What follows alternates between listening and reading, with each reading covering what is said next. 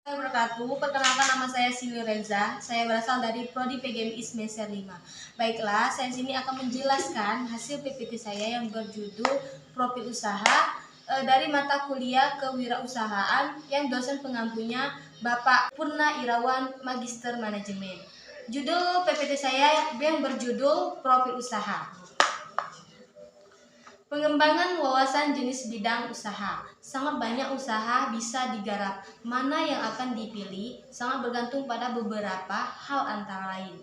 Yang pertama itu minat seseorang. Yang kedua itu modal.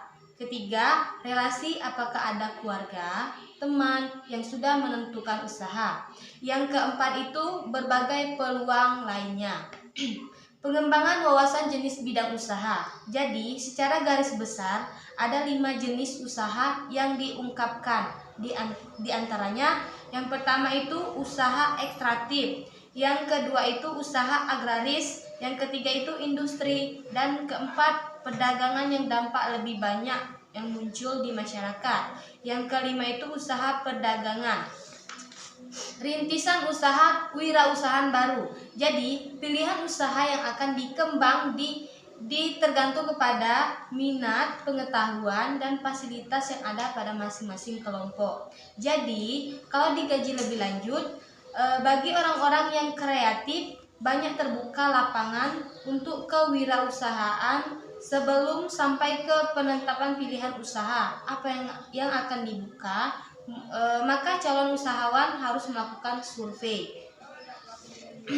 Perdagangan besar. Perdagangan besar itu ialah segala aktivitas marketing yang menggerakkan barang-barang dari produsen ke pedagang eceran atau lembaga-lembaga marketing lainnya.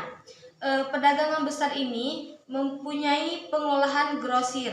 Dari pengolahan grosir ini berfungsi, yang pertama itu terbatas, yaitu pengiriman barang, perdagangan dengan truk, grosir tunai dengan truk, pengeceran bersama-sama memiliki grosir. Yang kedua itu pengumpulan hasil pertanian. Yang ketiga itu menurut jenis barang yang diperdagangkan, yaitu grosir barang umum, grosir barang khusus. Yang keempat, menurut lapangan, yaitu grosir melayani pabrik, penjual barang khusus ke pabrik. Yang kelima itu menurut daerah operasi atau daerah yang dilayaninya, yaitu grosir tingkat nasional. Perdagangan besar ini berfungsi untuk pengumpulan, penyebaran, pembelian dan penjualan, pemilihan barang, pemberian kredit, penyimpanan, pengangkutan. Perdagangan eceran. Perdagangan eceran ini adalah suatu menjual barang dan jasa kepada konsumen akhir dan mata rantai terakhir dalam penyaluran barang dari produsen sampai kepada konsumen. Jadi klarifikasi perdagangan eceran ini ada dua. Yang pertama itu perdagangan eceran besaran, yang kedua itu perdagangan eceran kecilan. Keuntungan dan kelemahan perdagangan eceran. Keuntungan perdagangan eceran itu, yang pertama, modal yang diperlukan adalah kecil dan rentabilitasnya besar. Yang kedua itu tempat kedudukan pedagang eceran kecil biasanya paling strategis. Yang ketiga itu pedagang-pedagang eceran kecil menganggap bahwa pendapatnya dari usaha itu merupakan pendapat tambahan. Yang keempat itu hubungan antara pedagang eceran kecil dan konsumen adalah, misal kita pembeli pada warung-warung kopi mengadakan obrolan yang intim sekali dengan pemiliknya. Kelemahan dari perdagangan eceran, yang pertama itu keahlian kurang. Yang kedua itu perdagangan eceran tidak mampu mengadakan sales promotion. Yang ketiga itu administrasi, dalam arti pembukuan tidak diperhatikan sehingga kadang-kadang habis dimakan. Kelengkapan barang. Kelengkapan barang ini adalah lengkapnya barang pada toko-toko eceran akan sangat menarik bagi konsumen. Lengkap di sini artinya barang-barangnya komplit sesuai dengan jenis barang diperdagangkan. Jika barang tidak dilengkap, maka konsumen mencari di toko lain. Selanjutnya itu perdagangan kaki lima. Perdagangan kaki lima ini berasal dari orang yang berdagang yang mengelarkan barang dagangnya, mereka cukup menyediakan tempat darurat seperti bangku yang biasanya berkaki 4. Ditambah dengan sepasang kaki pedagangnya sehingga berjumlah 5, maka ditimbullah julukan pedagang kaki 5. Adapun ciri-ciri dari pedagang kaki 5, yang pertama itu kegiatan usaha tidak terorganisasi secara baik. Yang kedua itu tidak memiliki surat izin. Yang ketiga itu tidak diatur dalam kegiatan usaha baik ditinjau dari tempat usaha maupun jam bekerja. Yang keempat itu bergerombongan di trotoar atau di tepi-tepi jalan protokol di pusat-pusat di mana banyak ramai. Yang kelima itu menjajakan barang dagangnya sambil berteriak, kadang-kadang berlari mendekati konsumen. Saya seperti saya menjual bakso seperti itu ya contohnya.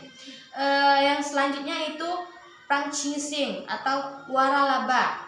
Franchising didefinisikan sebagai pelimpahan dari pabrikan atau distributor suatu produk atau jasa yang diberikan kepada agen-agen lokal atau pengeceran dengan membayar sejumlah royalti. Apa saja yang dapat dijadikan franchising adalah barang atau jasa yang telah mempunyai pasaran dan citra unggul.